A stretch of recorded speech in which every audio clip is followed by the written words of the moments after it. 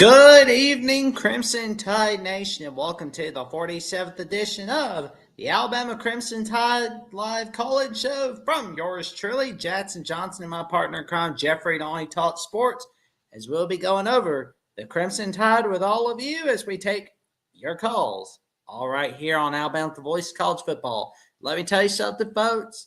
It's going to be a wild ride as we are here. We're finally here for kickoff. Oh man, how you doing tonight, good buddy? Doing great, Jackson. Yeah, I got all the memes, man. Like, finally, the chocolate guy from SpongeBob, or that's what we've been waiting for. Like, absolutely, man. We are back. College football is back. I mean, I know you had week 0, but this is real. Like, this is absolute full slate, the full weekend. And yeah, we've already got some crazy results, man. Hopefully Alabama will be one of the positive results this weekend, unlike Boise State, whatever that was. Boise State sucks. And I had somebody on Twitter respond to me saying that on there, saying they suck. And it's like, no, South Florida beat them down. Like, okay, yes, South Florida destroyed them. Good for South Florida. Maybe they're actually good again. But Boise State still sucks because that is absolutely horrid to lose 34-7. Genty being gone, obviously they're not going to be nowhere near as good. Obviously, you don't want to overreact to week 1. But Boise sucks. Like, they legitimately suck. That 25th ranking, you better love it while it lasts because it's gone. That's all I gotta say. And we got a dogfight of a game here between Nebraska and Cincinnati going on right now. Some other crazy results. It's just great to have college football back. I can't wait to be talking about it, man.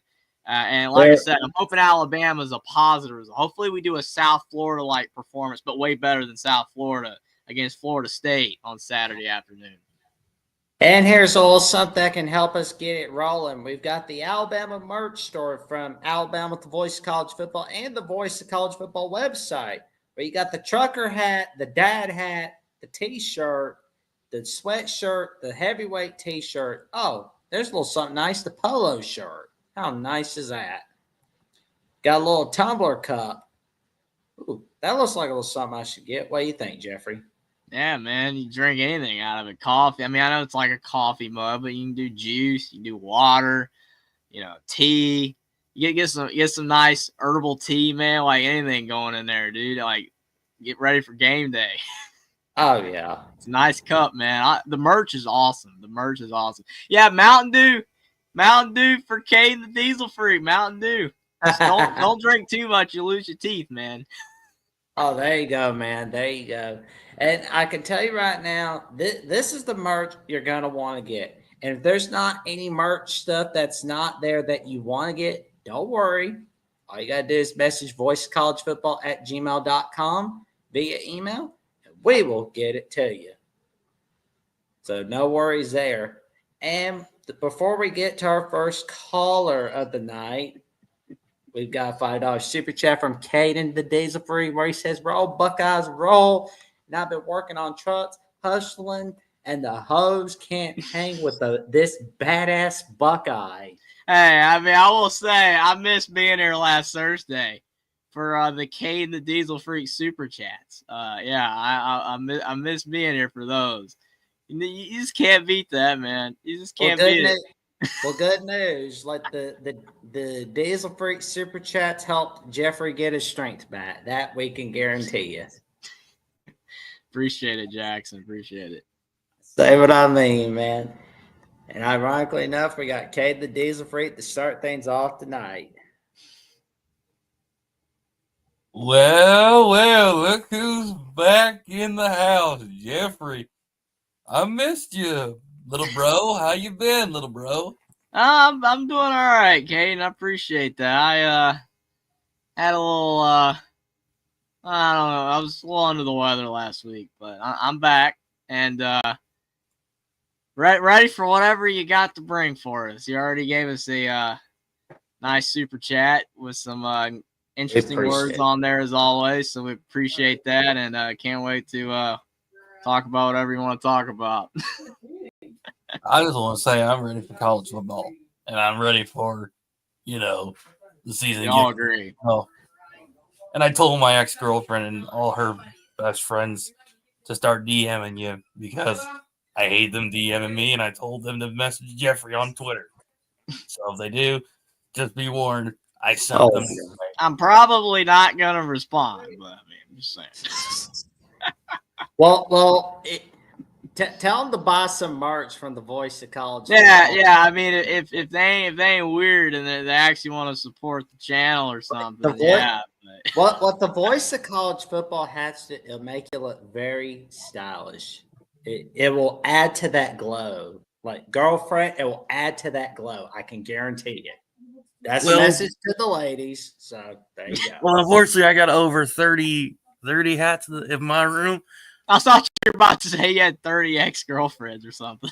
No, 30 hats plus my 20 John Deere ones that are hanging on my door.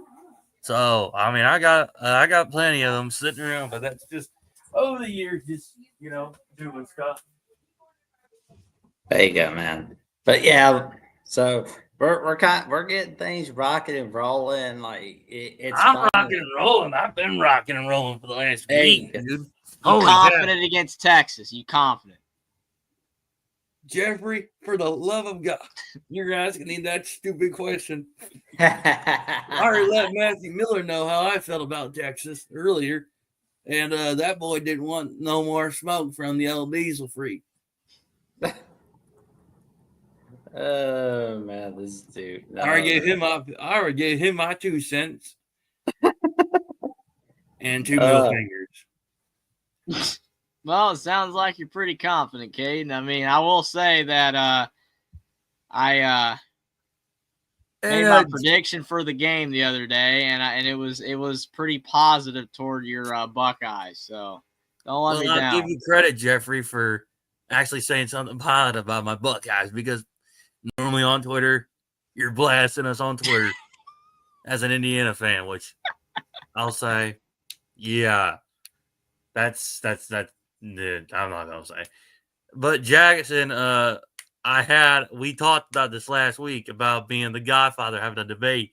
So, Godfather, I know you're in here, and I am asking you to get your carcass in here right now. I got a couple of things to say to you. Well, we'll see if we can we'll see if we can make that happen tonight. But because the Godfather apparently wants to say something to my face. Well, Godfather, I'm not a hard man to find. See, you're lucky I don't have my other truck parked at the house here, my F-350. See, that F-350, Jeffrey and Jackson, I'm going to tell you, that boy is something else. That's a truck I've been, he don't want to debate you, so it's like, that's a no. Well, I'll just tell you this. That F-350 has an international DT360 motor under the hood with a 6-speed Allison, and that thing rolls more black smoke out of that exhaust than you'll ever know. And trust me, I've smoked probably 30 cars out with that truck, and I've got about 1,000 middle fingers to that truck. So just be warned if you see that truck. Make sure you don't do it to the wrong person. It might not end well, but Oh, yeah. I gotta appreciate the road confidence, but yeah. Well, Jeffrey, just so you know, be careful when you drive your Prius around London, Ohio, because my truck might be running around them roads on 37-inch wide tires, which are on the truck, on a 2-inch leveling kit, and you'll be able to tell it's got International Harvester mud flaps and an International Harvester front license plate. You won't be able to miss it. Just remind me to steer clear of London, Ohio. Then steer clear of my truck, because that truck. I don't drive a Prius, but I'm not gonna be able to beat out an F-350, but I don't think most people will be able to beat out an F-350. Well, Caden, especially while it's blowing out black diesel smoke. Well, my F-350 is a 101 DT360, which Ford didn't apparently do, because I don't know what the deal was with International was. And then it being a 6-speed Allison instead of a 6-speed manual. Yeah, It's a 1 of 1 painted in international red. And I'm going to tell you, buddy, it's a beast. And I'll tell you what, Jackson, just a little piece of advice. If you come up in my neck of the woods, Jeffrey and Jackson, just be warned, because that truck don't mess around with other cars or trucks. And it's a regular cab, international red, 350 Ford. You can't miss it. It says F350, and You it's got think the it could take international on the Longhorn? Jeffrey, come on now. I'm the diesel freak. I'm the hell raising Mountain Dew drinking, diesel fueling, truck driving, truck mechanic of a tough SOB. Come on, Jeffrey. What the heck do you mean? I'll tell you what. I'll tell you what, Jackson and Jeffrey. I'll tell you what. Here's the thing. I know you boys wish you had my guts, and you boys wish you had the mental strength of mine. But unfortunately, gentlemen, you'll never get it because it's stuck in me only and me only. You can wish to be me, but you ain't gonna be me. Let me ask you a question, Kate. So if you're in London, Ohio, then how are you in Panama? I traveled down and my parents begged me to come on vacation because they say I work too much, which I told them I like to be busy. I don't like sitting around too long. I get irritated. What do you mean? Fair. I mean, I get it. It's just how I've been since I was 12 years old, 13 years old. I mean, you're over here talking with Jax about the Crimson Tide. I'll give you credit. You're talking about, well, now, one of the most over 18s in the SEC, which in not 30 seconds till we get to our next caller. Make them count, Kate. Well, you know what? For the love of God, if it's Zachary Wiggles, you know what? Tell that Wiggles fan of a punk he can go ahead. I don't need to hear that boy's BS anymore. Jesus Christ, that guy is full of BS more. I swear, I need a septic tank truck for how much BS that guy spits. Hey, Zachary, do me a favor. How about you cut all your BS out, and then how about you tell me otherwise? Otherwise, I don't want to hear your BS. Jesus Christ. Hey, Kate, Godfather says that he owns a car collection. Well, you don't got an F-350 with an international engine. You dang sure don't got one with a 5.9 international. That's for dang sure. I own an F-350 with a 5.9 international, sucker. So how about that? Well, Caden, we got to get. Will you be sober during the game, Caden? Jeffrey, I don't drink alcohol, punk. Jesus Christ. I'm just relaying what the chat's saying. It's not me. Well, the chat, I'll tell you what, the chat's more retarded than Austin's comments about Louisville going undefeated. And how about you tell Austin he's more retarded than what was that punk's name on Sesame Street? Oh my God. Hell, you probably were in the same graduating class at Sesame Street Academy. Oh my God, I'm glad I didn't go to that class. Oh my God. It's awful. And why are these guys talking over here? Like, I swear, Jackson, Jeffrey, and Austin, I swear $100 that they went to Sesame Street Academy, which I'm glad I didn't go to because that school's for morons and idiots. And I went to badass school where we kicked ass, raised hell, and didn't give nobody an F about anybody or anyone. And I'm glad I was raised around brothers that I got to play high school football with. Oh, yeah. And got to raise more hell. So, you know what? I'm glad I'm not part of the we're a minute class. overdue because we got to get to our next caller, good buddy. But we will definitely be seeing you soon. Hey, retards in the comments. I'll be seeing y'all when Georgia beats y'all. Yeah, no. The time for our next caller is Zachary Wilges. How you doing tonight, good buddy? Sorry that you had to wait a little longer than planned, man. It's okay. But what's going on, Jackson and Jeffrey? Welcome back, Jeffrey. I'm glad you're feeling better, bud. I appreciate it, Zachary. I appreciate it. I'm glad to be back as well. And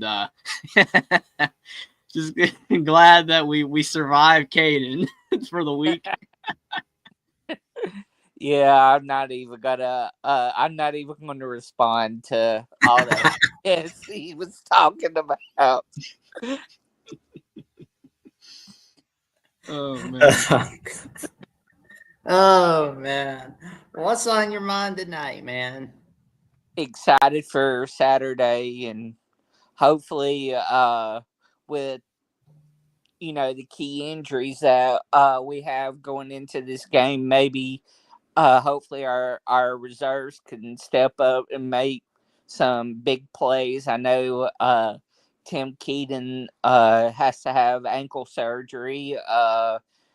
Jaden Roberts, he's out with on concussion protocol as far as what we're being told, and then Jam being out with his injury. I'm not afraid of the running back room. The only injury that would somewhat bother me is Jaden's injury, and that's only because we we don't know how Cam Dewberry and Gino Venomart's gonna respond stepping into the starter row coming in at the beginning of the season. Yeah, we had Gino last year and he played some key minutes for us last year, but he hasn't had to start a season or start a game yet. He usually comes in the middle of a game or at the end. Hmm. So, but Tim Keenan, I know a lot of people are worried about his injury. His injury doesn't worry me as much as what people are complaining about, because he was only going to get 18 to 21 snaps a game, or that's what our defense was designed for him to get as a starter anyways. So just the next whoever the guy is behind him is just going to get a few extra snaps. So it don't really bother me as bad as because it we wasn't gonna use him as much where he's just the main guy. So we was gonna have a rotational based defense anyway, so it don't bother me as bad as it would if it was Nick Saban's defense where we relied more heavily on our starters. Hmm.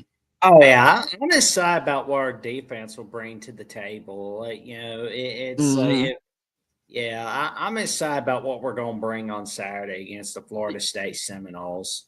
Absolutely, I agree with that, Jackson, and absolutely as well, Zachary, with the reserves, especially running back. I'm not concerned at all. I think they're going to fill in and do a good job. I think the biggest thing is you want to start off well on defense, because your offense most of the time for most teams is not going to be anywhere close to what it's going to end up being, at its best toward the end of the season in week one. You're going to have struggles, especially, new quarterback with Todd Simpson. There might be some early struggles. If we set the tone on defense and make sure Florida State can't score, then we will win the game regardless.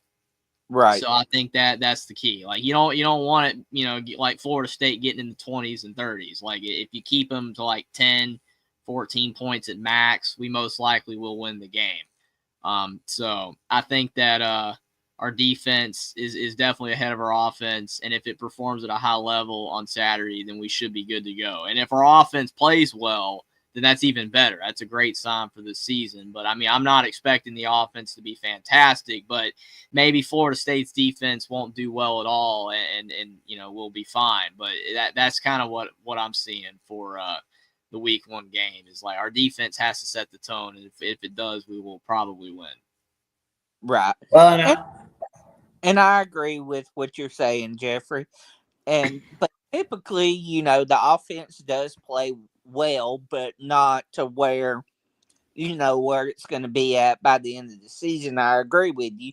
So yeah, I agree. I'm not, but I and the defense. I'm not really worried about the defense because, like I said, we got elite talent all throughout the defense. So I'm not worried as much. But we'll just see what happens Saturday.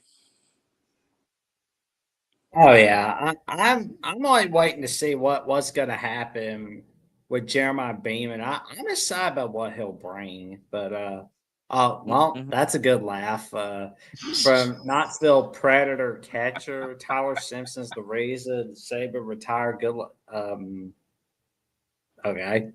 I highly doubt that was even in the top 50 reasons why Nick Saban retired.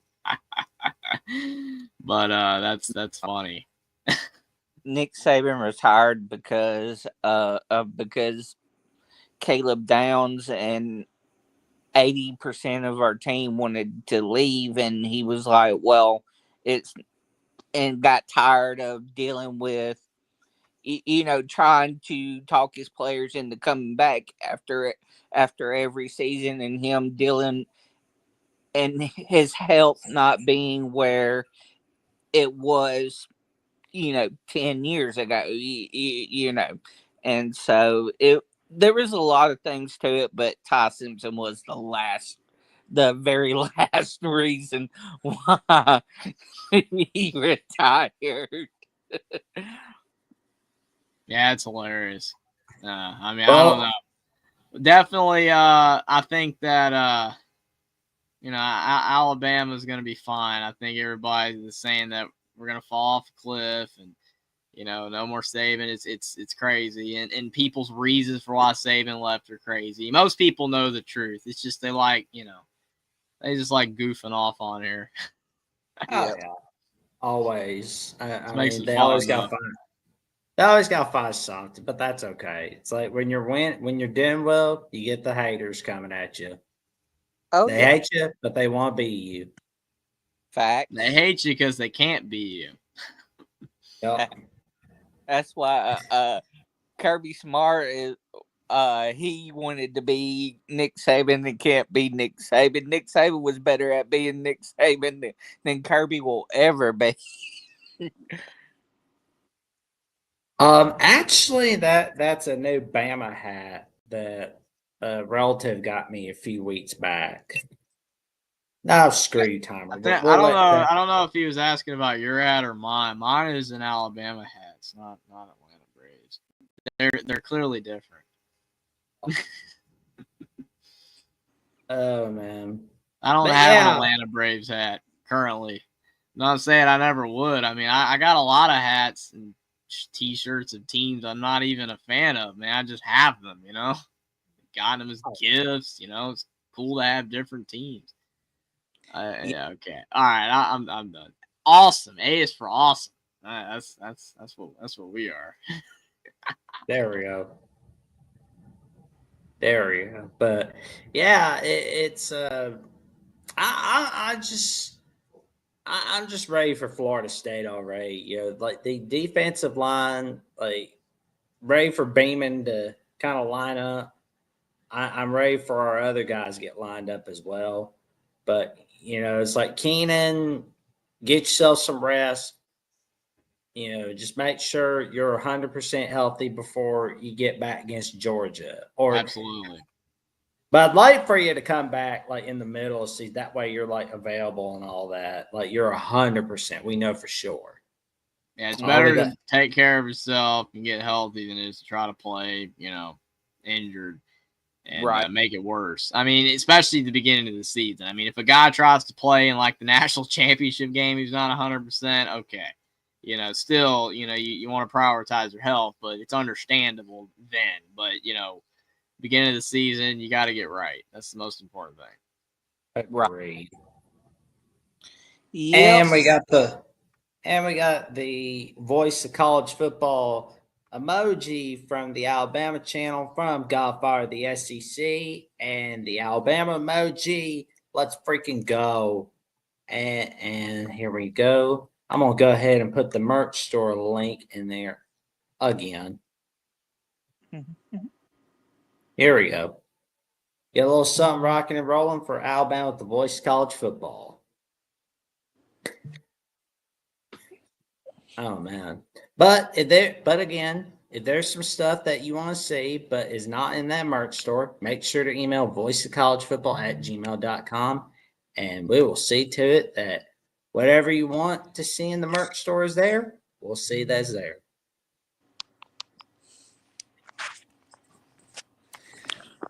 All right, Zach. Anything else on your mind tonight, man?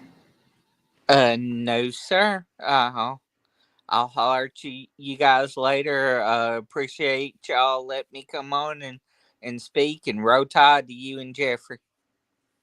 Roll Tide to you, Zach. Stay safe, stay cool, stay away from that Bama heat, man. Roll Tide, All Zach. right. Appreciate you for coming on. There we go. And we've got the call-in link in the chat for those who want to come on in. So spots waiting for you, Godfather HC. Like you're always welcome to come in anytime. No worries. There's no Caden in sight. I repeat, there's no Caden in sight. There we go. But Walmart thinks it's close to Christmas for some reason. You know what you're getting, Jeffrey? 'Cause I don't know what I'm gonna get from Amazon. I know what you're about to bring up. Doppelganger, right? Yep, doppelganger with Mott Rogers. Let's go. You can make a difference here at the Voice of College Football. Use the Amazon link. Financially contribute to the Voice of College Football without spending a penny. Same shopping experience. It's easy. Go to any video on any channel. Go to the description section and grab the link right next to the capital letters that say Amazon. Use that link and Amazon will instantaneously convert to your account, settings, history, everything intact, just like whatever link you use right now. No difference. Pay no attention to the product that you see right there. Just go search what you want. Don't forget the Amazon link. Thank you for your support. Sincerely, the Voice of College Football. There we go. Shop on Amazon using the link to support the Voice of College Football. You don't need to buy the product displayed. It doesn't cost you a penny, and you get the same shopping experience. Well, all right, we've got the next caller line, and it is Alabama Richie, a good buddy of the Alabama at the Voice of College Football channel. There we go. How you doing tonight, good buddy? Hey, can't complain. Happy to be with you guys as always. Just had to get my laughs in from Caden, brother. Just too funny.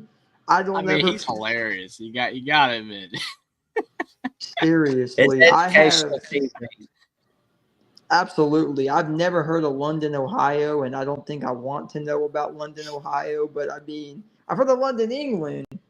I'm sure we all have, but London, Ohio. It sounds like it's got like what 3 stoplights and you're out of there. But There's a new London too, right? Like Connecticut or something. yeah, I think I've heard of that. Yeah. I think I've heard of London Tipton from like Zach and Cody, but yep. That's it. That was too funny. But I thought it was funny when you brought up the guy that was like that meme people were sending, like, that's what we wanted all along. Yeah. That's what we've been waiting for. Wasn't that from the episode where he started singing and all that stuff? Yeah. And like, we want striped cheese, sweater. onions, pickles. The striped sweater episode, man. Oh my gosh. He thought he was a movie star, man. He thought he was a hot star, man, just because he was on a commercial where you see an inch of him, man. The Krusty Krab commercial. It's like there, Gary, there I am. It's like it was at like 3:58 in the morning or whatever. And it was funny. They Squidward threw on that goofy wig, and he's like, "What's a Krabby Patty?" And you got Mr. Krabs making that. I know it's so bad, man. It's so bad. Oh, that's just too. What's the problem, Amy? Oh my gosh, that whole commercial, dude. That whole commercial is so funny. It is. It's just that show is goated for sure. Dude, the first 3 seasons are so great. I mean, at the end of the episode, it got SpongeBob be like, "I'm so glad I gave up fry cooking for this." And it's like, bro, you literally are doing it right now. You're literally fry cooking right now, but you think you're acting. Like, okay. So good. He's like, and then that old man's like, "What a nice cereal box," because he saw the brand flakes on the TV. And then they remember, like, let's keep the clown. Everybody else go, but keep the clown. I know. I love those. I can talk about SpongeBob all day, man. I love that Yeah. show to death. Me I just too. hate that it's still going and it sucks now. But I can watch a new episode every now and then, but it's not the same, man. Those early seasons were the best. You knew they came out with a Patrick the Star show. Did you hear Yes, about I that? watched a couple episodes of that. Yeah, the Patrick Star Show. Well, yesterday I was telling Jeffrey about this because I was like, you know what? I got a few off hours. I got some time to kill. I don't have to do audio links for a few hours. I've got my summaries to do. So I'm like, well, got my summaries all figured out. Sent them to my guy Matt Zimick, and I'm like, got a few hours to kill. I'm gonna go see a movie. It's like, yeah, these options are crap. Oh well, I'll go see that Freakier Friday movie I keep hearing about. Was it funny? Was it good? Terrible compared to the first one? Mid. It was mid. Yeah, I saw the trailer for that. It wasn't there like a joke or something. It was like they were talking about like Gen X or something like that or whatever. Oh, yeah. I don't know. I was like, bro, We're not boomers, they turned we're Gen X Gen into the X. boomers now. I mean, they're not that old yet, right? Like, they're getting there. Well, they're getting there, but I don't know. I mean, I don't want to become old, man. We're not old, but it's like if Gen X is old, that's where my parents are from anyway, age wise. I don't know about y'all. I mean, but like that, it's gonna be creeping up on us, man. The millennials are getting old then. Who was the mom in that movie? Jamie Lee Curtis or something? Yeah, Jamie Lee Curtis. Oh yeah, there's like a pit where it's like it looked like she was in like Duck Lips or something, and it was that's not the image anybody should have to see, man. The last time I saw Jamie Lee Curtis, she was in an Activia yogurt commercial, and all I remember is Activia. Yeah, I remember that. Yeah, I've seen a few movies with Jamie Lee Curtis, and I've seen did anybody watch that Christmas movie or whatever with Tim Allen?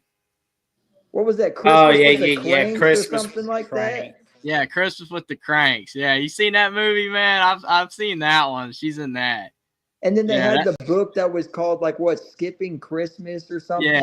Yeah, Skipping Christmas. You read the book in high school or middle school, and that book was. People were like, yeah, it's so much like the movie. No, it's not. It was not even close to the movie. They named it Skipping Christmas for a reason. It wasn't Christmas with the Cranks.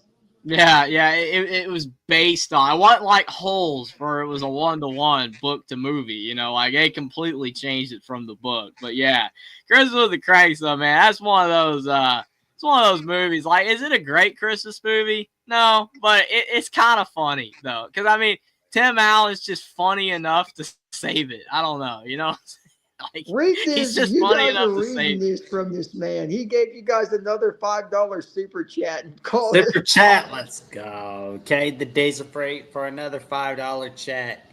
He says, "Here we go, Richie and the two Crimson Clowns talking about an overrated Alabama team. Oh my effing god!" That was my best Valley Girl impression. Yeah, that's the Valley Girl, man. That is one of those things that should stay in the 80s. The 80s had a lot of great stuff. There's a lot of good music, and there's a lot of great movies. Fashion's pretty mid. Oh yeah, but I will say that should stay in the 80s. Is the Valley Girl accent? That is the worst. When I hear a person. It's usually female, but anybody, but mostly female, speaking like that, I'm just like, no. I'm sorry. That accent is trash, right? It's absolutely trash. Like, it's terrible. Oh, yeah. Because they're putting it on. Like, most people do not naturally have Valley Girl accent. Like, that is literally how you are personifying your speech. And it's you're making yourself sound dumb. Like, you might actually be a very intelligent person, but you sound dumb with that accent. I just don't like the accent. I mean, when you're saying like 8 billion times, it's just no. I can't do that, man. I start to freak out a little bit. I don't like this that. hand said no. Like, I'm sure you'll see like this. It's like it's No, like, I don't. saw No, the- you I don't. saw a Don't lot- do this. No, no, no. And Caden, just so you know, you're talking all this smack, but you're still donating to the fellas. So you can keep on talking that smack. It's a $5 donation every time you type something in. So Yeah, we appreciate the super chats. We appreciate the super chats, but man, absolutely. I mean, all I Anything- know is it's so funny. Like the stuff he writes, it's like it's just under the censors. Like Jackson can read it. We're fine. It's just under the censors, man. But yeah, like, we've read some wild stuff from Caden that he's given in a super chat. It's like if he gives it a super chat, we'll read it. We'll read it, Yep. or he'll read it. But Yep. That's I know. what I they got pay one me. thing to say That's though. what I get paid for. Yes, sir. I was going to say, I know we won't say that when Mark's listening in, because I tell you what, you guys both like Ohio State, but I mean, you wouldn't say that when Mark's around, brother. March had the rates of crazy super chats. I know that. Oh, I don't doubt it. Like I mean, the remember, thing like, is, you gotta last- read them because they're a super chat. You gotta read them. If it's just a regular chat, you don't have to read it. If it's a super chat, you gotta read it. But man, like these people sometimes Oh, yeah. just right. I remember one time I was doing a stream on my channel like probably about a year ago, Sure. and I think I was doing it with Will, and these people were literally they were saying like stuff that was like 18 plus, like weird. Like that's all I'm gonna say, right? It was weird. Like they were talking some like X-rated movie crap, and it was like I ain't reading that. Yeah, Will knows what I'm talking about. He knows. Like I think it was the Calipari stream, if I recall. It was the Calipari stream when he went to Arkansas. But like if you go back and watch that on my channel, or Will, because it was on Will's channel too. If you go back and watch that, those people were giving super chats like, thanks, but I cannot read this. Like, I cannot read this, man. Like, That's what I'm here for. Yeah, well, I don't even know. It was like maybe too much for you. It was, you maybe could have read a little bit of it. It was pretty rough, dude. I was like, these people must be like high as heck right now. I don't know. Like, it was crazy. I was blown away. We yeah. appreciate the $5 super chat for Caden's the diesel free, but this one's but this one's a really good message from Sports Talk with Austin for the $10 super chat, and he says college football is back. Nothing more exciting than this. This is what we were put on this earth for, to watch and talk college football. Let's effing go. P.S. 2019 Bama over Florida State. Don't agree with that prediction, but that's okay. We appreciate the $10 super chat contribution, Austin. We appreciate very much, good buddy. Thank you so much for the chat. Yeah, we appreciate the super chat, Austin. Like Jackson said, do not agree with the prediction, but hopefully you're way wrong.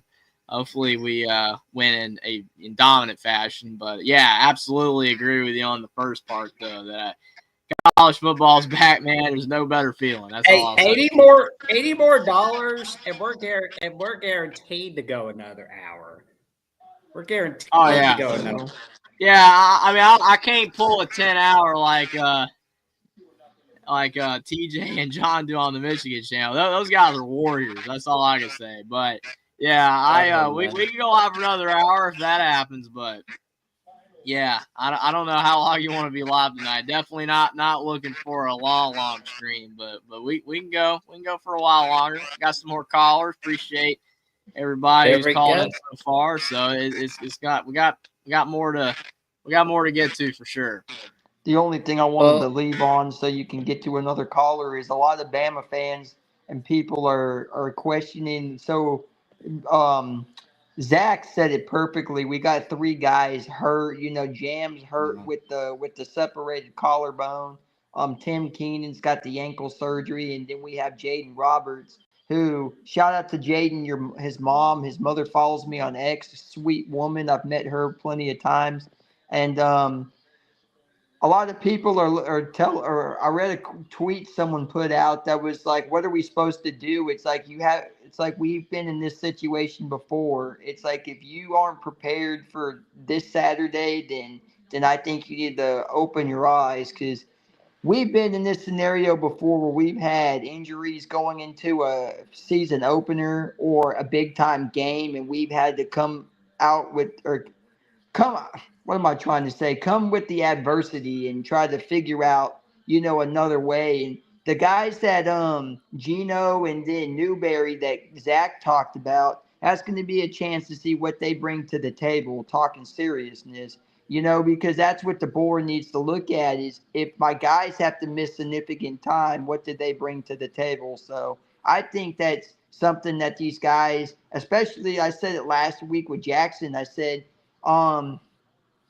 you're looking at Daniel Hill and Richard Young and Demarion, I can't think of Washington, or Draylon Washington as the Louisiana transfer in, is, can these guys step up in the absence of Miller being gone? Do they have what it takes? So that's going to be something to think about. And then that goofy statement brother said about, I just think it's funny that a guy like Ty Simpson that's your answer for why Saban left. Like, the stuff I read on why Saban left it's just been so funny. It's just crazy. Saban left for two reasons, brother. He left, one, because the NIL is not something he stood for, and his age played a factor. It's like when you're a college coach and you're at that age where it's a grind every Saturday and all week, where you're playing high level competition. You can't do what you used to do. My pops is experiencing that. He used to be able to wake up at 7 in the morning and get up and grind for what we do at work, and now he's getting up later and later because he just can't do it anymore, and his nights are cut short. So it's just what it is. Well, every guy another $5 super Hey, chat keep from it Kate up. the Disney, where he says, Richie, I won't apologize about putting you in your place, and I'll put you in your place. Okay. That's a little out there, but we appreciate the $5 super chat. He puts everybody in his place, but we can give it right back to him. Well, we got a $50 super chat from our good buddy Sports Talk with Austin. You're giving out the $50 chat. Let's go. He says, I told you, Jets, I take care of my friends. You put up with my nonsense a lot, so I got you covered. Love your brother. And Jeffrey, I still have lots of love for you, too. Go Cards, and let's do the work. We appreciate the $50 super chat, good buddy. Thank you so much, chat, Austin. That's massive there. Appreciate it a lot, and definitely excited for the season, man. And hopefully all of our teams do well. Alabama, Indiana, Louisville, Notre Dame, Will. Hopefully everybody has a great season. It's gonna be exciting, but definitely appreciate the super chat. That's awesome, man. My cousin Austin was was a backup quarterback to Teddy Bridgewater when you guys had him at Louisville. So thought that was very cool. His name was Andrew Risher. He was never going to see the field, but he was I can't remember who the head coach was at the time, but him and the coach had a great relationship. And I think he left and took another gig somewhere. And at that point he said, I don't want to play anymore because I only want to play for this guy. And him being from the Louisville area was kind of the sole reason why he took a step back. But he still loves his Cards, and I hope you guys have a great season. Then Miller Moss does big things for you guys, very much so. And Caden, to your comment, it doesn't bother me. Every time you're typing something goofy, you're just donating. So it's a blessing. $5 here, $5 there, $5 everywhere. So I don't think Ohio State's garbage. I just think that, it's going to be question marks for every school this year. But, hey, man, keep on donating to the boys. We love it. There we go. Yep. Contributions help us all, and we thank you so much for helping us, man, getting us rocking and rolling. Leave it at this. What did they say on PBS growing up? Contributions from viewers like you Thank you. Thank you. Man, Yep. man, that brings back memories, man.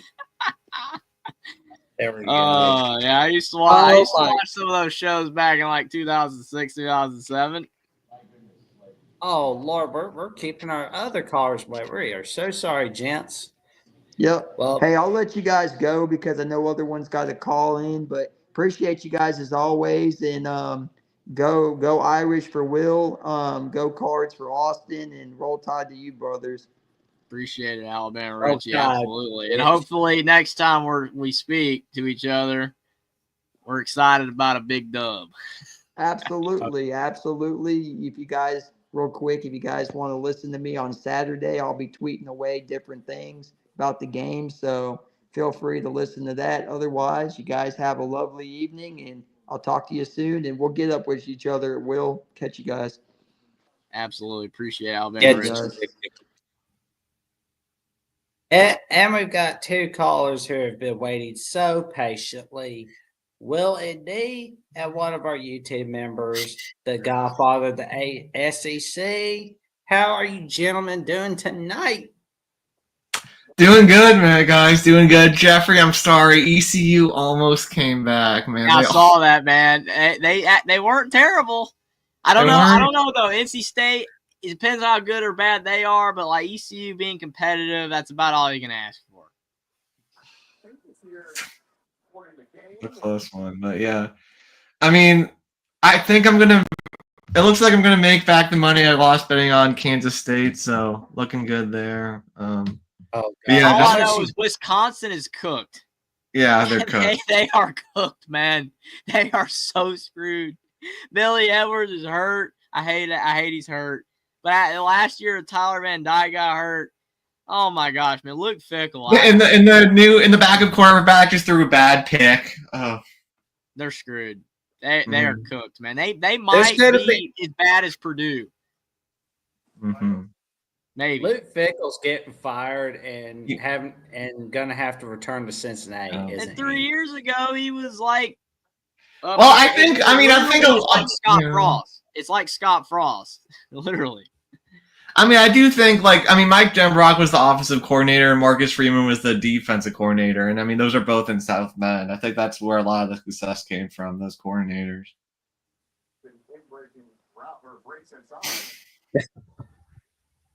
Gotta beat Miami. Gotta beat Miami. Yeah. What did you guys bet $500 on? I'm curious about that. Notre Dame to make the playoff.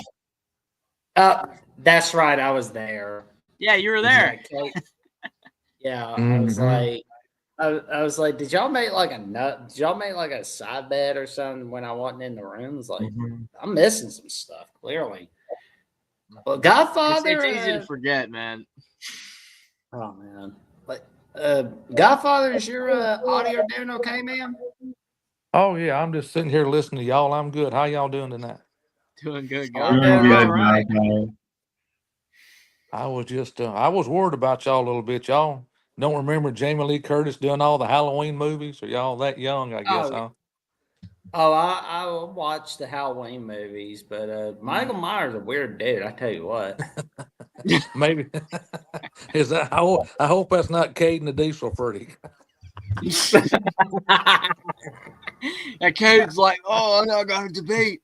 I got to debate Godfather of the SEC. I got to debate everybody. Yeah, he just he loves doing that stuff, man. Oh man, he's wanting to debate me and Will and Austin, and he's got his number in for us. He's one of them type guys. I got a feeling down deep inside of Ohio State, if Texas beats Ohio State, you'll never hear from him again. Well, definitely. I hope that happens so we can test that theory.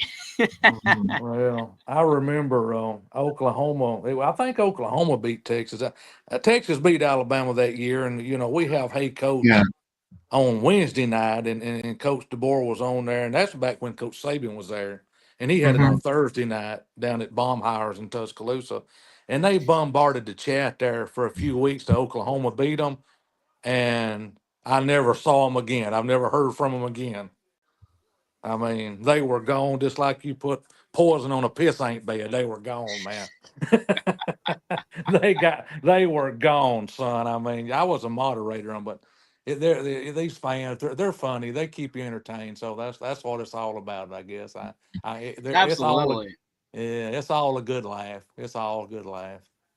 Yeah, I mean, like 95% of what is said on these shows, you just cannot take seriously at all. I mean, it's the college shows especially. I mean, there's like absolutely no substance half the time outside of laughs, and to me, like that's great. Like if you're having a good time and you're getting an ounce of information in there, somewhere in there, then it's good enough. Like especially on, like I said, on college shows, the people they come in and whatever happens. And I some people like heavily moderate.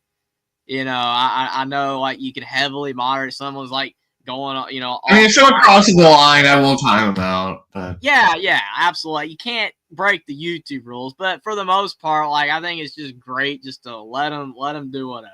Like for a few minutes, just let him do whatever.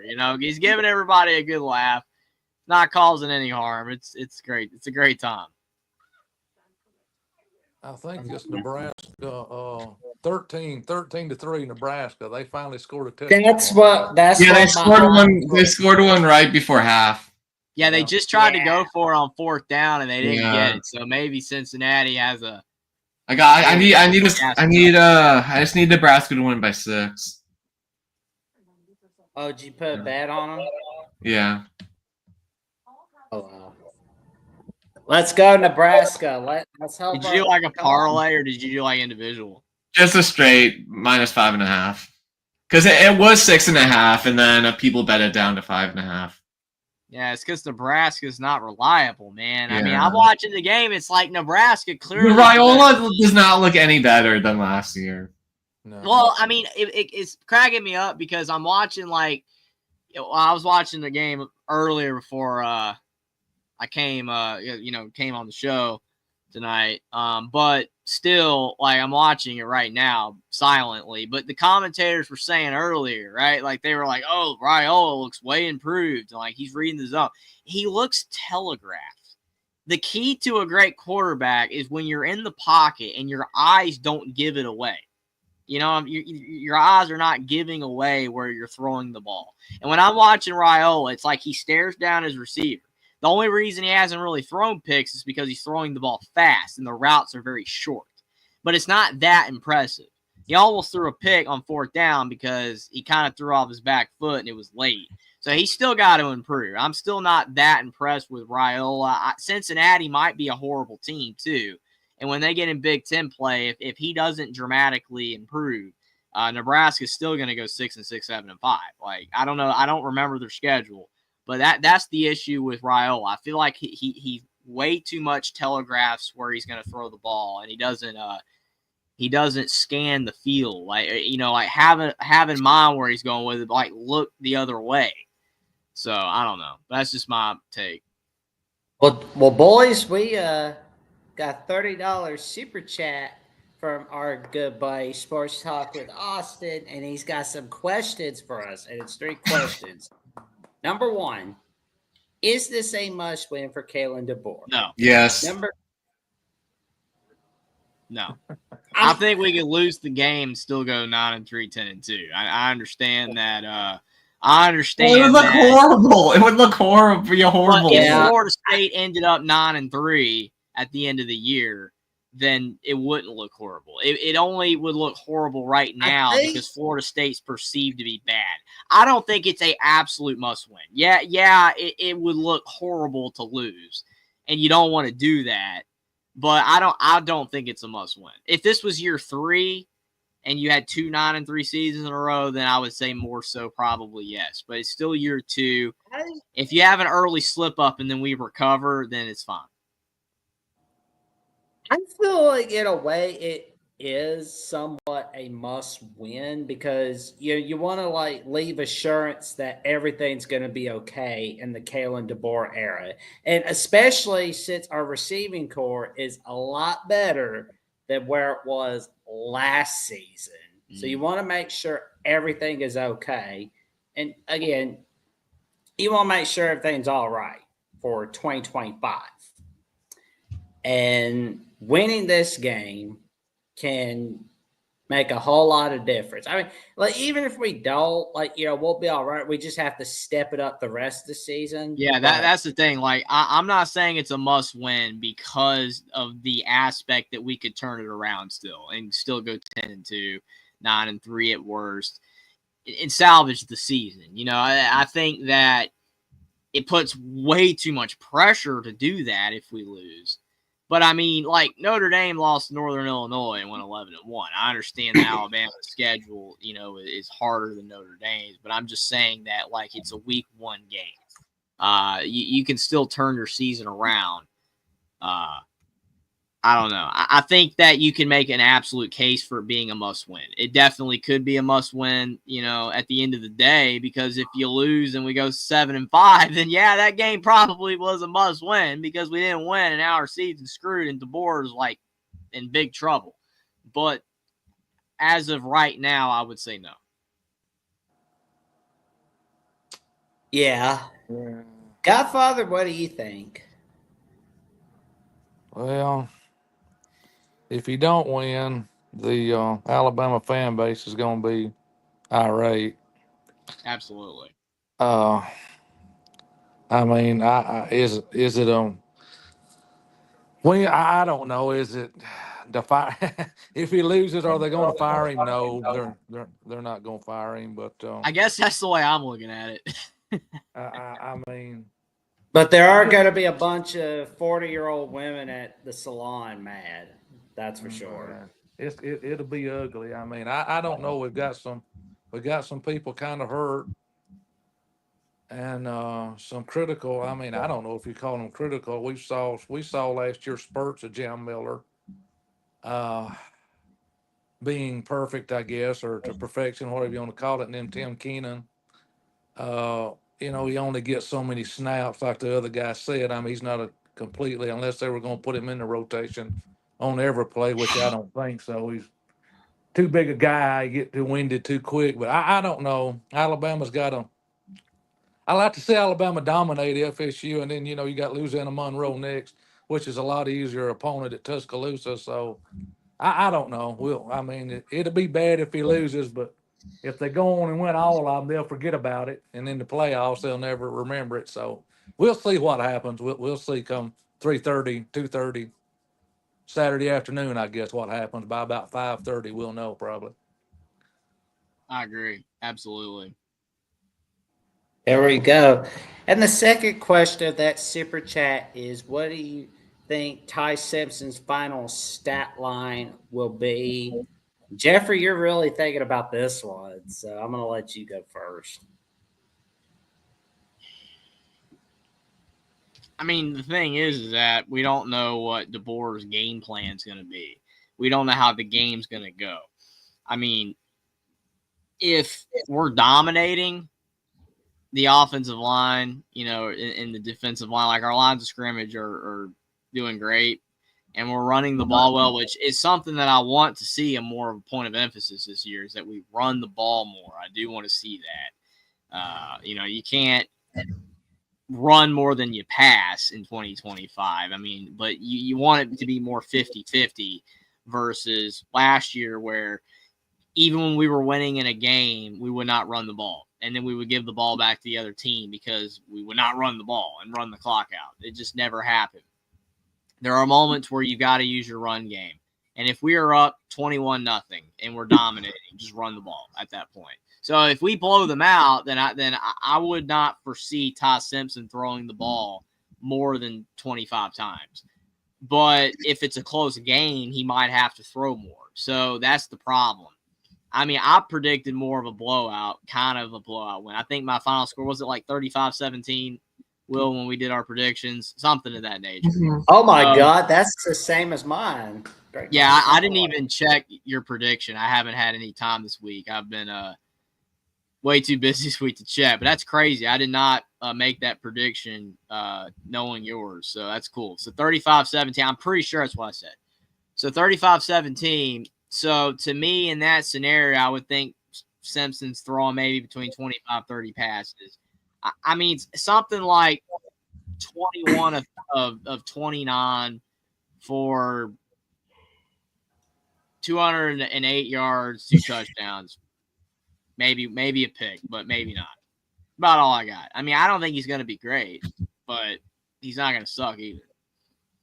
It's gonna be a little rust, a little growing pains, because again, he's new. You know, he might be experienced, but he's not experienced at the same time. Thinking he's gonna have, I would say, 2,985 passing yards for the season. Oh, that's how you interpreted final stat line. I was interpreting final stat line for the game. Oh, I was thinking about for the season. Yeah, I'm not thinking season. The way I took that is, what do you think his final stat line will be for the game?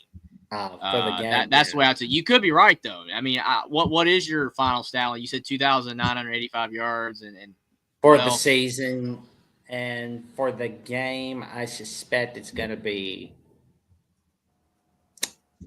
245 passing yards and 2 passing touchdowns. About the same. In the same ballpark. Yeah, I would agree. Like, probably like anywhere between 2,700 and 2,900 passing yards for the end of the season, maybe. I mean, he could do better than that because we could make the playoffs and play more games, you know, or he could do better. So he could easily crack 3,000. But yeah, I wasn't thinking of it that way. But what do you think, Will, on the stat line for the game or the season? I mean, I think they'll start him off slower, more as a game manager, and then the season goes on, he'll be more prolific and throwing the ball down the field. That makes sense. That's kind of what I'm thinking. That's why I'm thinking maybe he only throws barely 200 yards in this game. But could be wrong. Who is our Godfather? What do you think? Who is our still most dominant wide receiver on the team yet? We got some other guys got to be proven. Ryan Williams is still our most dominant wide receiver we have on the team, correct? Yeah. Absolutely. What do? You run him in the backfield some, pitch a ball to him on a sweep, get the defense going one way, get him going the other one, pull him out in the slot. I mean, are they going to cover him one-on-one? Can you cover him one-on-one? Can FSU handle him one-on-one? Can Alabama? What worries me is the offensive line and the damn penalties we've had for the last 4 or 5 years. We can't get rid of Alabama. Can't we? I don't have anything to do with it. Alabama can't get rid of the penalty bug, and they had it when Saban was there. I mean, but we had such dominant teams, it really didn't matter. We could just hit them in the mouth and let off the gas and screw up and come back. You knew they were going to score. I mean, Saban still let him hear it though. This is I agree with that, Will, on that. I think it's crazy because like prior to 2020, we barely ever had penalties. Like we average like the fewest penalties in college football, like practically every year. And then to your point, Godfather, like the last 3-4 years of Saban, the penalties, they kept getting worse and worse and worse every year. And like to your point, Will, he let him know, and it didn't get fixed. Like they just kept going off sides, kept having false starts, kept having holdings, even having unsportsmanlikes that made Saban really mad, and it didn't matter.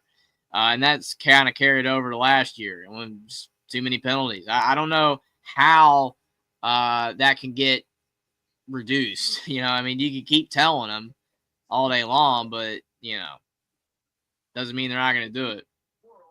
No, it doesn't mean they're not going to do it, and it's really cost us some games. It's cost us some. I mean, nearly cost Auburn game for us, a crazy snap, which that's not a penalty, but it's a stupid play. You know, and you win on the 4th and 31. How many times does that happen in life? I saw a lot of big plays in my time, but you can just about count them on 2 hands.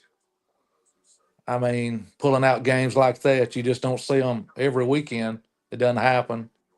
So the offensive line to me, that's how I'll shut up and say it. The offensive line can get it together and protect him and open up a few holes between the tackles, maybe off tackle, off guard, get some runs. I'm like you. He might throw for about 200 yards, get a couple of touchdowns. We'll see. I don't really know. This team has got to be proven. We got to watch them Saturday and see what's going on. It's just hard to say. It's hard to say. Absolutely. And It's the kind of all last guessing until we know for sure. Yeah. Oh yeah. And the last question of this $30 super chat is: will Alabama's secondary defend the pass game better this year, especially against speedy wide receivers? I'll go first and say yes, definitely, absolutely. I We second can. that. Turn your head around. Turn your head around. That's what they always used to teach us. What happened to that? That was taught for years and years and years and years. Sometimes you can't get your head turned around. You got to keep up with that receiver. If he's faster than you are, sometimes you don't have a chance to get your head around because one half a step and the guy is super fast. You're done. You're cooked. You're smoked. Mm-hmm. And I mean that's just the way it is. And and but try to get your head turned around. Quit playing the body of the receiver. They're just calling too many pass interference plays. Too many flags. Mm-hmm. Too many. You got to get your head. If you don't get your head turned around now, they're gonna throw a flag on you.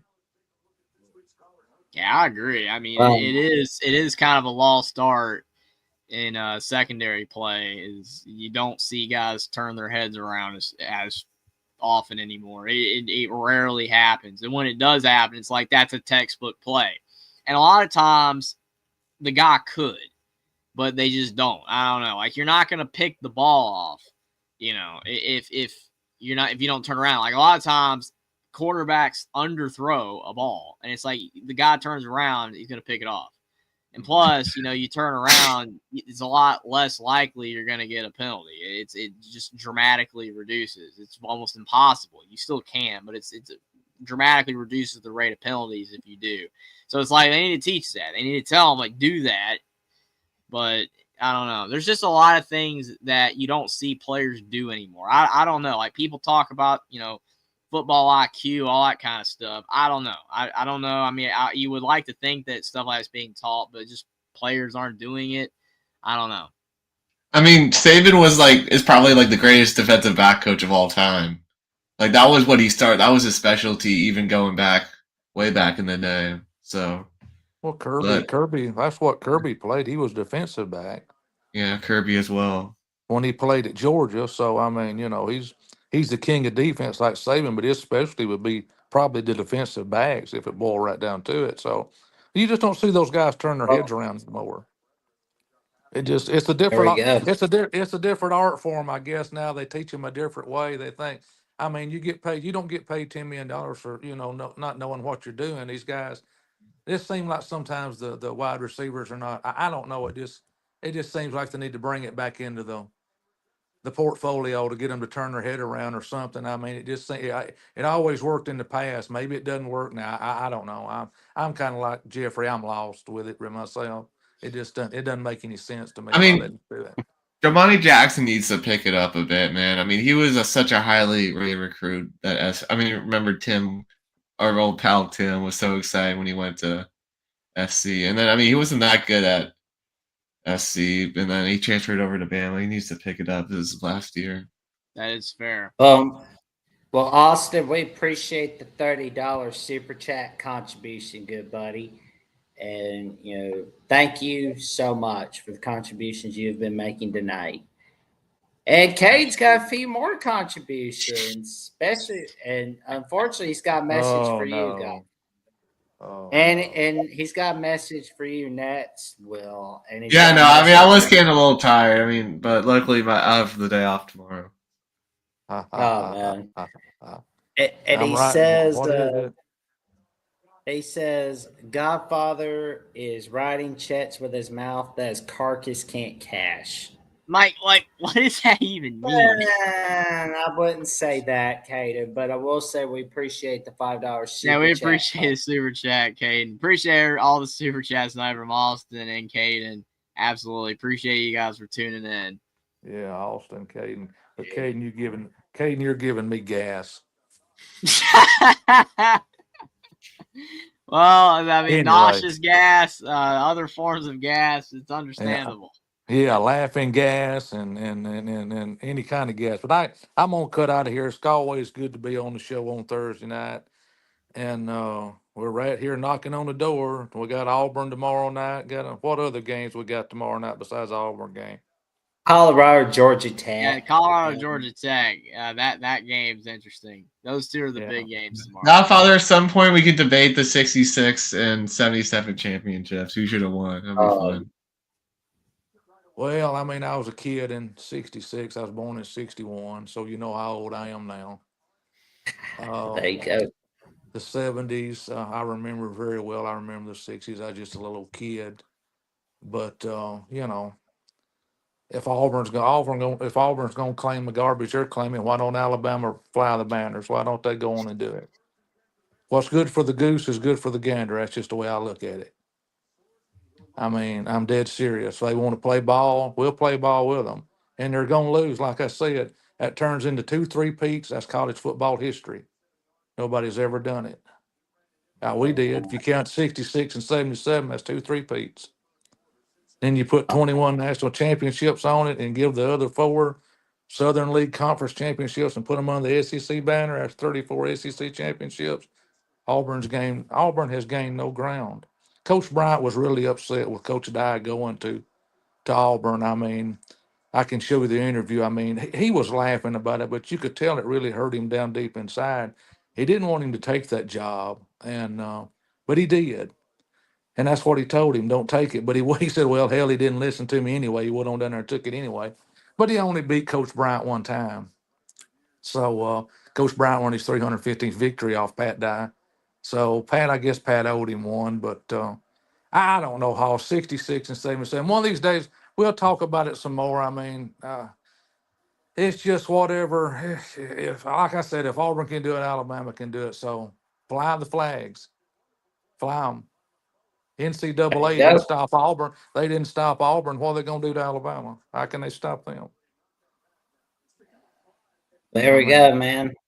But anyway, it's good to be with y'all on Thursday night. Y'all have a good Labor Day weekend. Everybody be safe.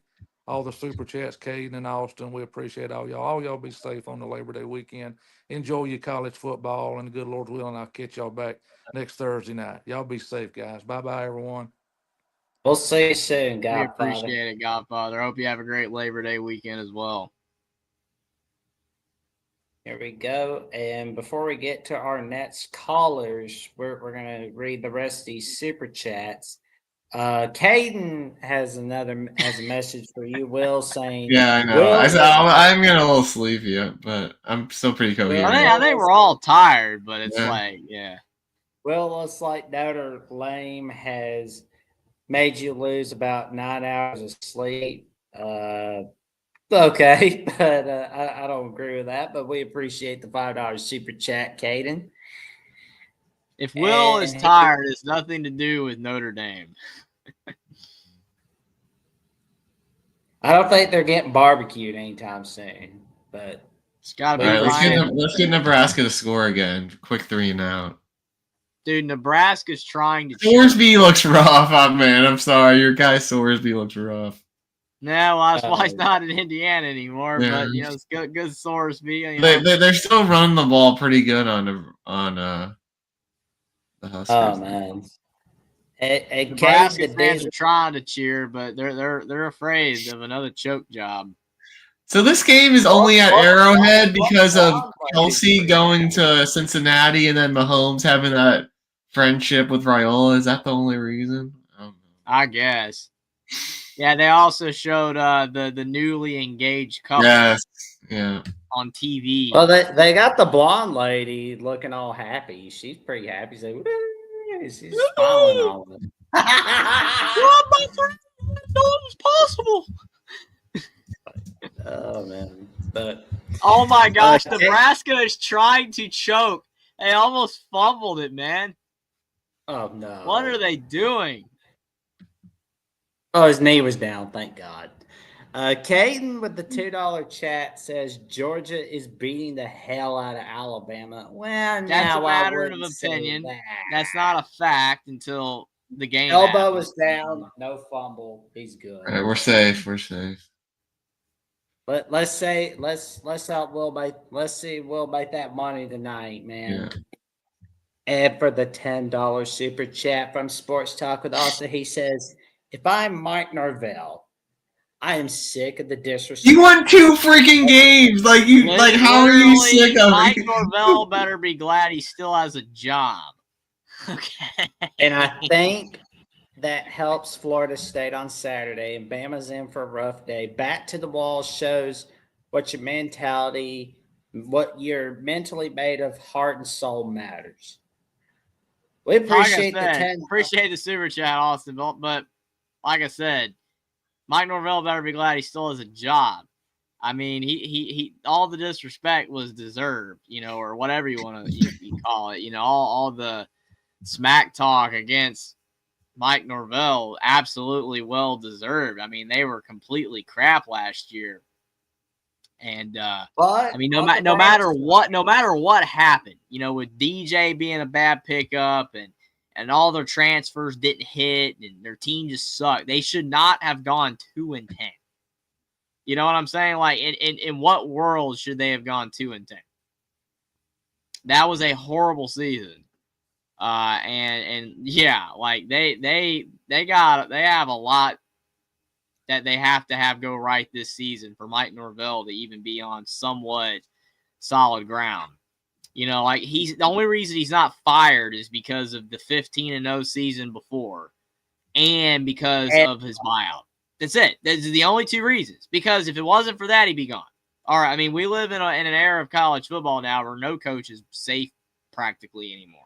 Yeah, the big buyout ones, but even then, it's like they try to work those contracts down. So I like Mike Norvell. I was high on him a couple years ago, and I think he can get back there. But what happened last year was an absolute joke. That was a joke. That should not have happened. Oh yeah, but we appreciate the $10 super chat contribution. Absolutely, you've helped us so much tonight. Thank you so much with the contributions, good buddy. And we're at the end of the third quarter with a Nebraska 13-10 lead as it gets to the fourth quarter. Yeah, hiring Gus Malzahn as a head coach would be a bad move for Florida State, but that's just me. All righty, we're going to get to our next caller, and we've got Hunter on the line. How you doing tonight, good buddy? Hey, man, how y'all doing? I'm doing all right. How are you? Watching this Nebraska game. I'm ready for Saturday to get here. All right. Oh, Hunter, aren't you also an FSU fan too? Yes. Yes, it's just like. But it's roll tide first, so they. Oh yeah, that's right. We heard you calling in last season. Like that's pretty cool, man. Welcome back to the Alabama College Show, man. Thank you, man. Appreciate it. Oh man, we just want to let you know you're always welcome to call in on the show. Yeah, man. Well, I want to bring up something that I haven't heard talk about a lot. And I think as bad as the injuries are, the 2 major ones, with Jam and Tim being out, and I don't think it was that Tim could not play. I think that they felt comfortable enough with him not playing, and so they just kind of like played it safe and said, "Well, we're just not going to play him." I think they're that comfortable with the backup to be able to do their job and win this game. I think if they really felt like they really, really needed him to win this game, I think he would have played. That is fair. Well, we do have. Oh yeah. Well, we've got a great lineup at running back, so it's like we've got a committee of bats behind Miller. I'm not worried about the running back room at all. I'm not. I'm worried about the only thing about the running backs that I'm worried about is pass protection, because Jam was the only one that did a real good job of that last year. Fair. And so we have to. Hopefully, Richard Young is is worked in the offseason of getting his pass protection game, down pat.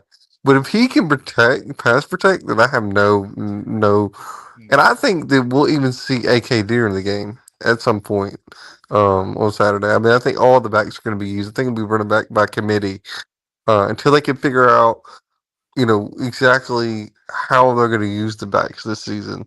Because I think we will run it more. I think Brian Grove will run it way more than Nick Sheridan did a year ago. So, but I think the whole injury thing is just a little bit overstated and overhyped.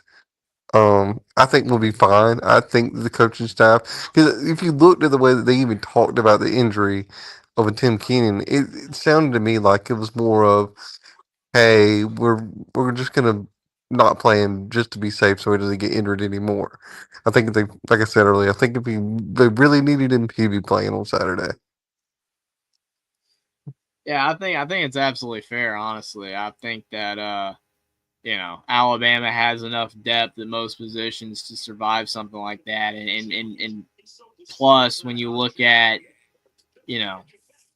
a guy like Tim Keenan, how important he is to the defense. You don't want to play him unless you're absolutely sure like he's ready to go. Because if he comes in the game against Florida State and he gets hurt worse than he is, or whatever, then he's lost for the season, and that's way worse than okay, he doesn't play for the first couple weeks and then he comes back completely 100% ready to go. I mean, I think it's a smart mindset. The only thing that's going to suck is that if somehow Alabama does not win the game, then people are going to be, oh well, if Tim Keenan could play, then he should have played. I mean, again, we should win this game. This shouldn't be an issue. We should win the game. It's just whether we do or not. I mean, we're clearly better than Florida State. We're favored by 2 touchdowns. We should win. And I don't think Jam Miller and Tim Keenan in and of itself, it's like, okay, you don't have those guys. Oh, that's why we lost. It's not like, losing Mechie or something, in the national championship game. That's a little bit different of a situation, especially, we already were thin at receiver. So it's like that season. This is different.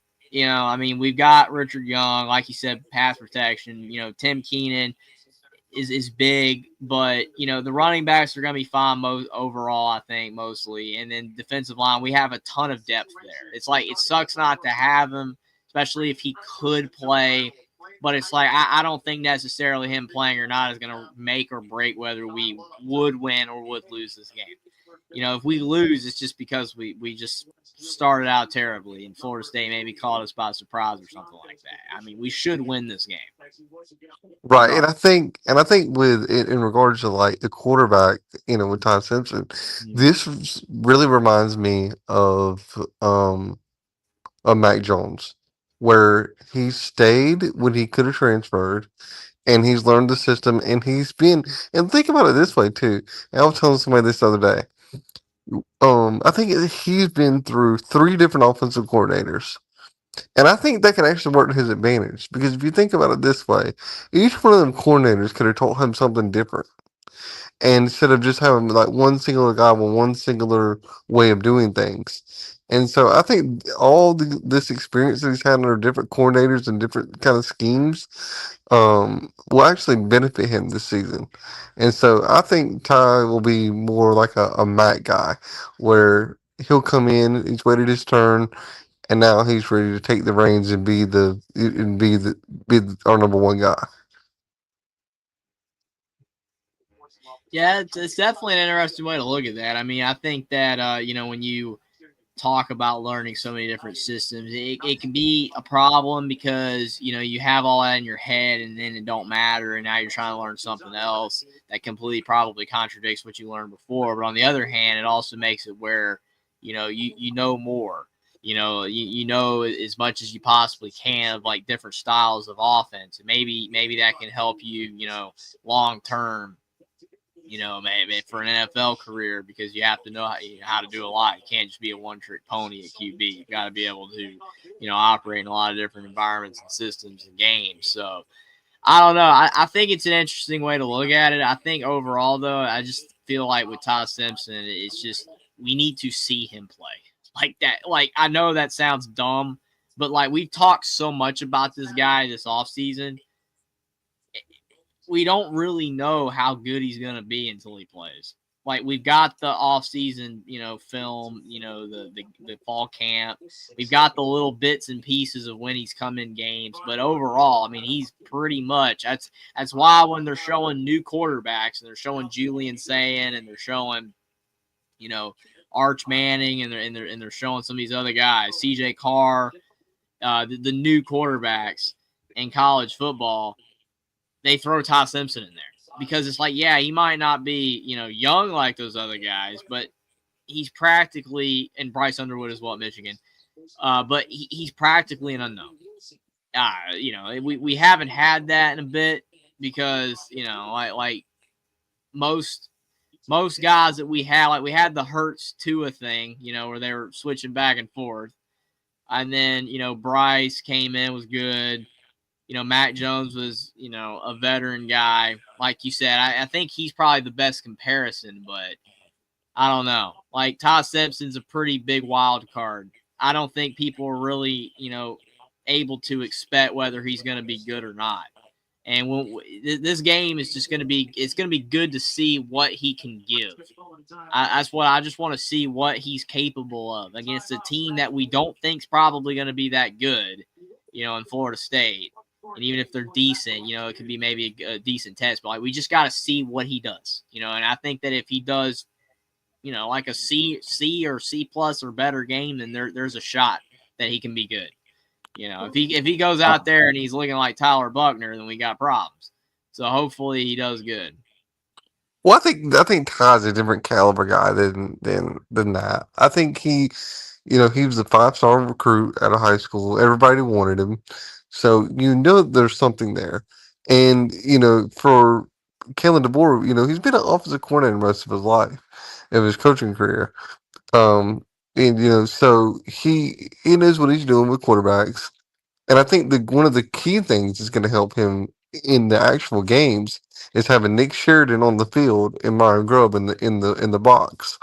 And I think him having that relationship that he has with Nick Sheridan through last year is going to help them on the field, because Nick Sheridan is going to be able to go in there and say things to him a little bit differently than he would have been able to last year, because they have that relationship and they have that rapport.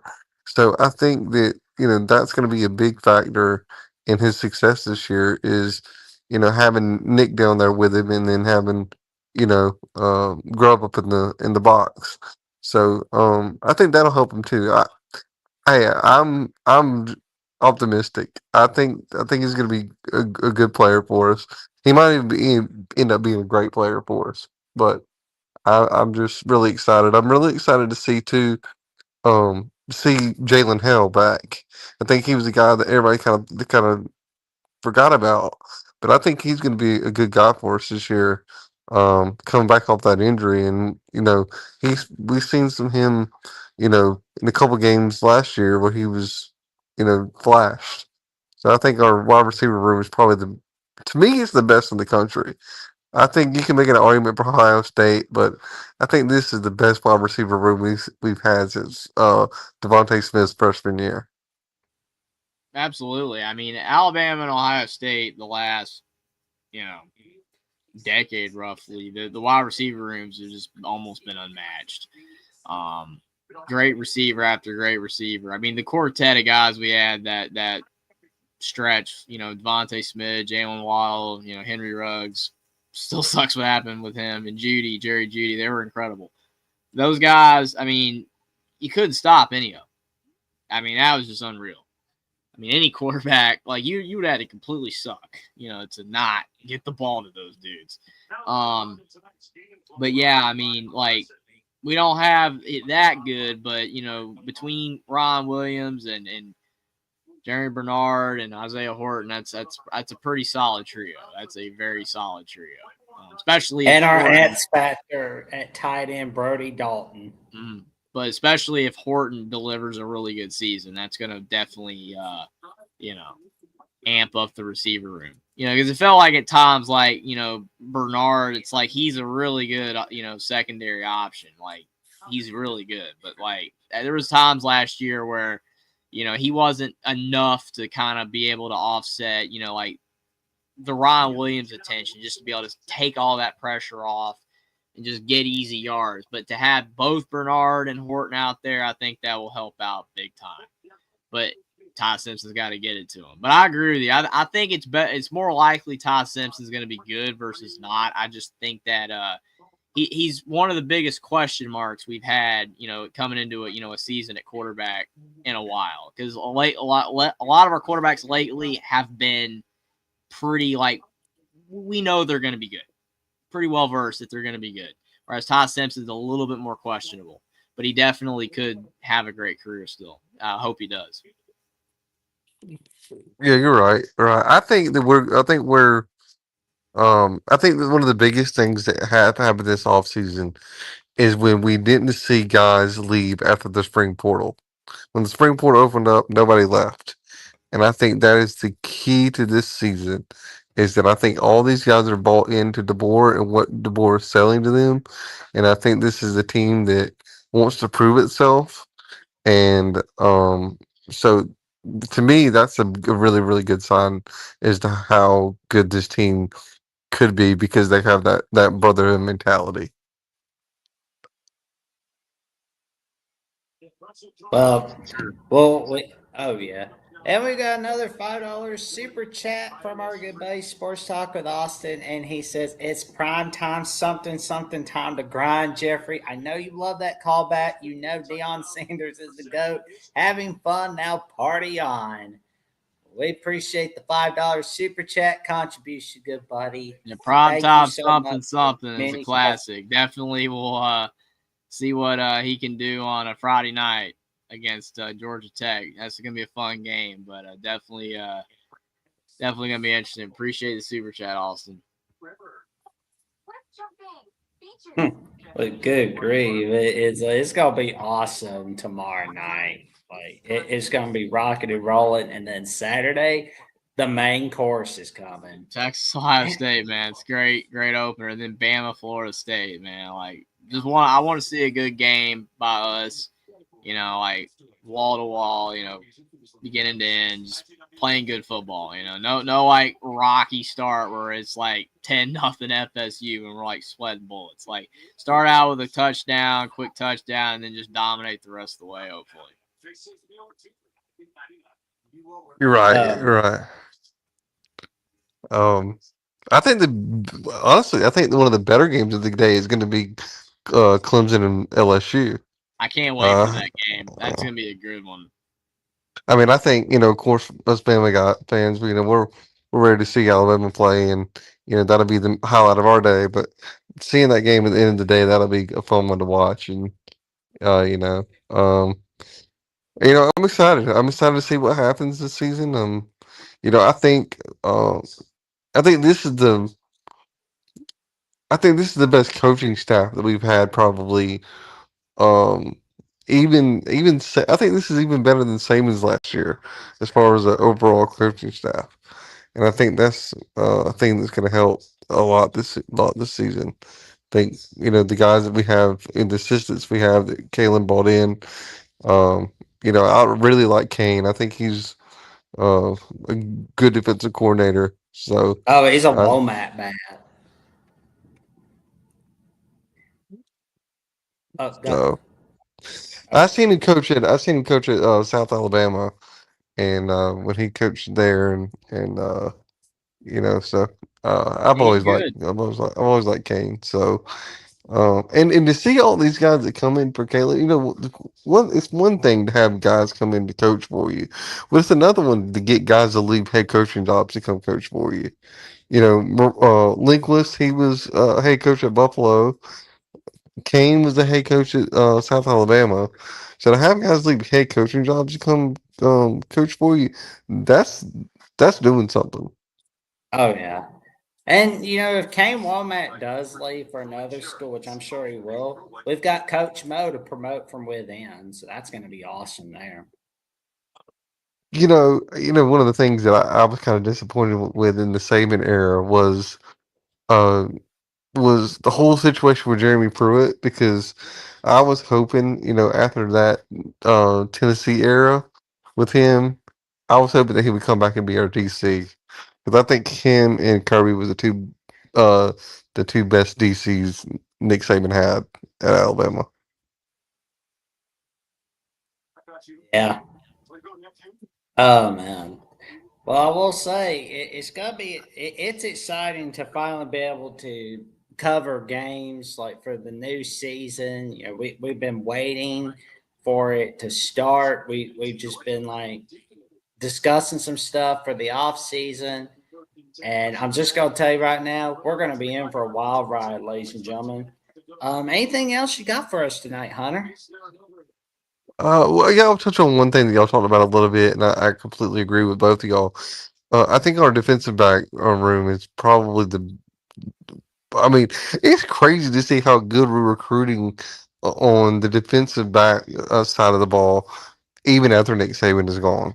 That's one of the positions that I thought would fall off a little bit after Nick Saban left, was the defensive backs, because that was his position to coach, and that's why all them good defensive backs that we had come through them throughout that Saban years wanted to play at Alabama, was because Nick Saban was going to be coaching them. So to see the Jean Lees, the Ivan Taylors, the Chuck McDonald's that are coming in, these high level recruits that are coming in on the defensive backside, is just amazing to me, and I think that's that's a testament to how good these defensive back coaches are as recruiters at Alabama, and Kalen DeBoer as well. There we go, man. I'm excited about what our defense is gonna bring for 2025.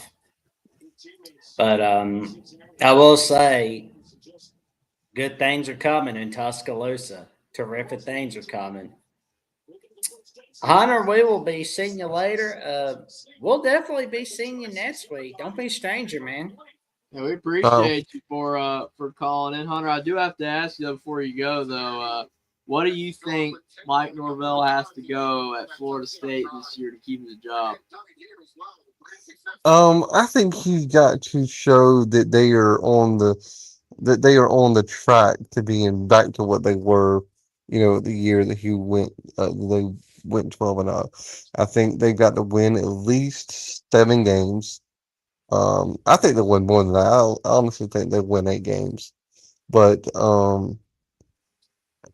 yeah, they just got to show that they're overall improved. I don't think that. I think that year was last year was kind of a fluke. To be honest with you, when Nick Saban retired, I wanted us to hire Mike Norvell, because I watched him at Memphis, and then I know what kind of a recruiter he is and what kind of a head coach he is. And I think last year was just, I think he kind of lost control of that staff. And he's brought in two, you know, both new defensive and offensive coordinator, and I think this is just a bounce back year for them. I think they're going to take an L in week 1, but I think they'll pick it up after that. Yeah, I would have to agree with that. I think I said they would go 7-5. So yeah, I do agree with Will's point. Big weakness is that he does rely so heavily on the portal. But a lot of teams are, but you still have to utilize high school recruiting and keep as many of those guys as you possibly can, so you can build a culture and a team that way. But yeah, I think Norvell's really good too. I mean, when Alabama was trying to, get their coach, I was wanting DeBoer the most, but Norvell was, right there. If DeBoer didn't, take the job, or they didn't get him or whatever.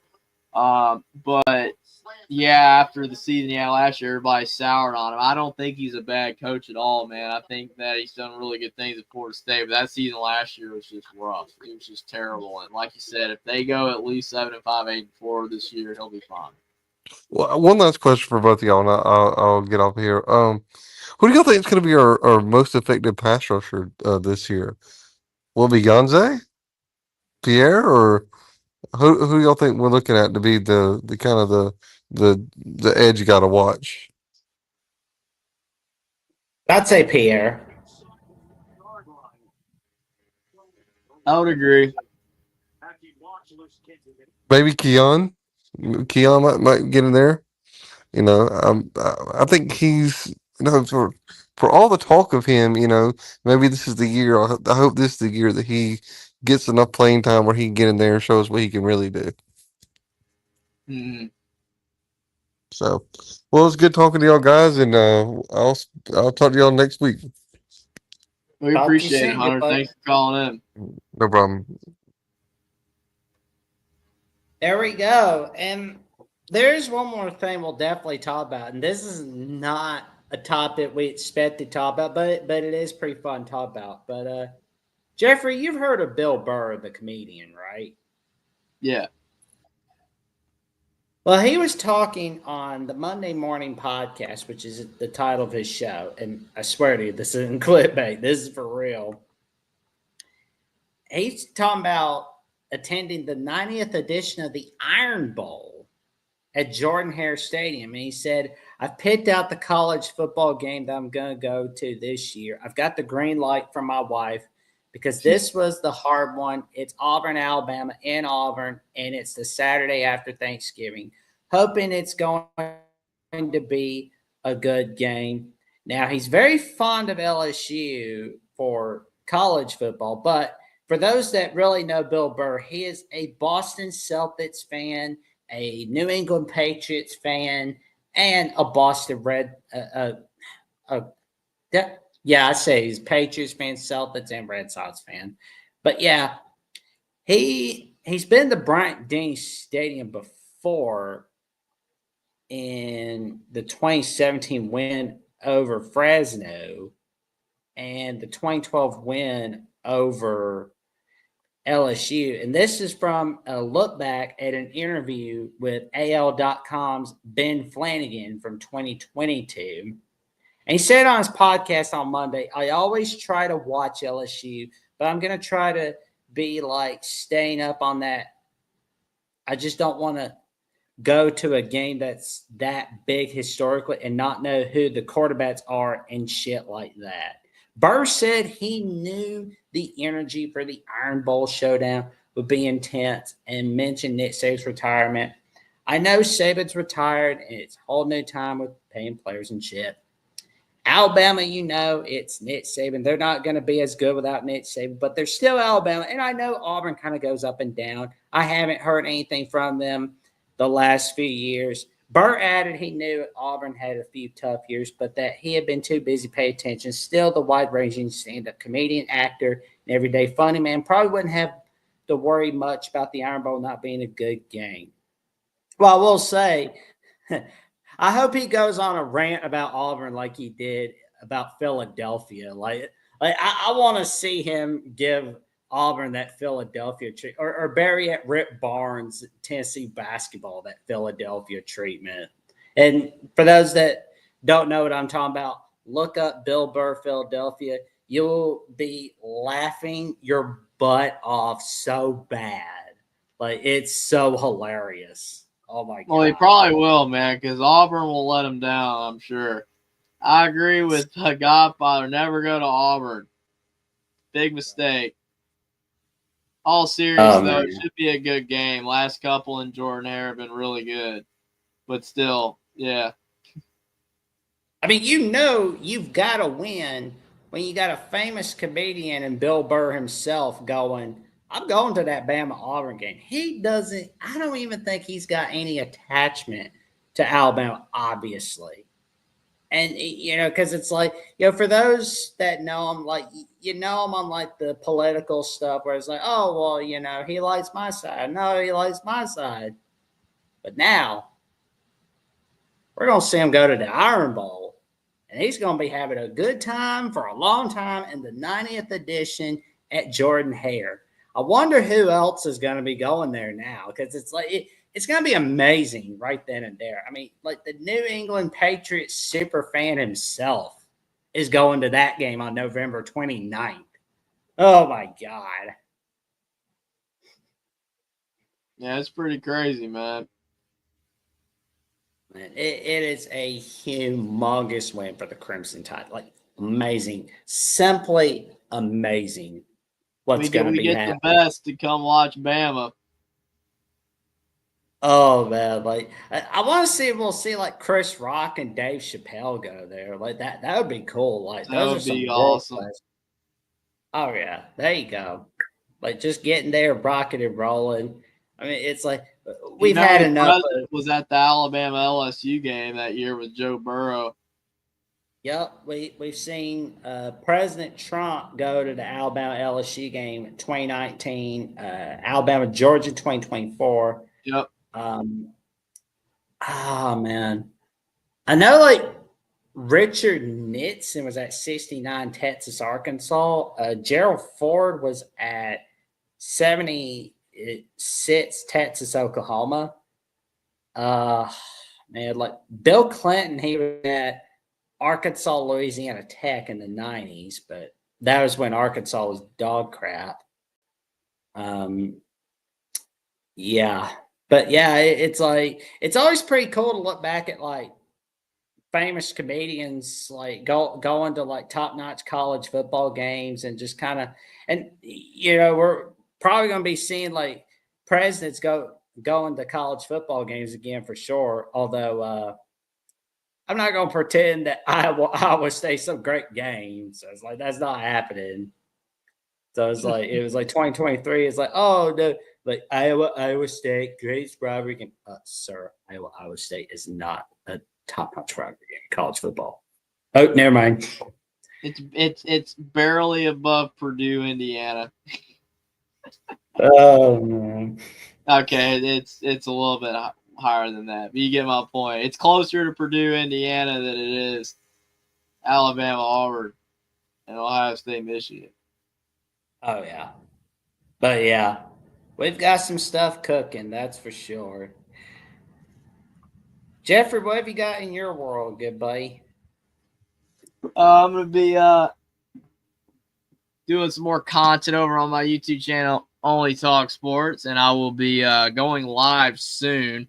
I don't know, either tomorrow night or Saturday night or Sunday night. Sometime this weekend, I will be doing a recap stream of the games and talking just stuff going on in college football and maybe even some other stuff, as well as a lot of sports news going on we could touch on in a show like that. So, like I did last Saturday, a recap show, I'll definitely be doing that. Always appreciate you guys show up for that. It's always a ton of fun talking with you guys.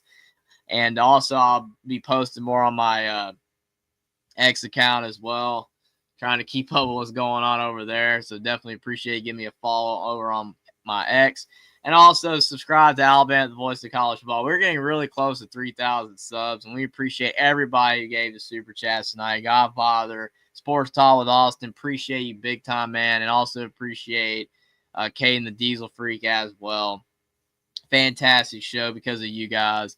Always love chatting. And final show before the season starts for Alabama football. It's cannot believe it's back. I'm so excited for the start of college football, and to definitely appreciate all your guys' support on my channel and also Alabama, the voice of college football. Here we go.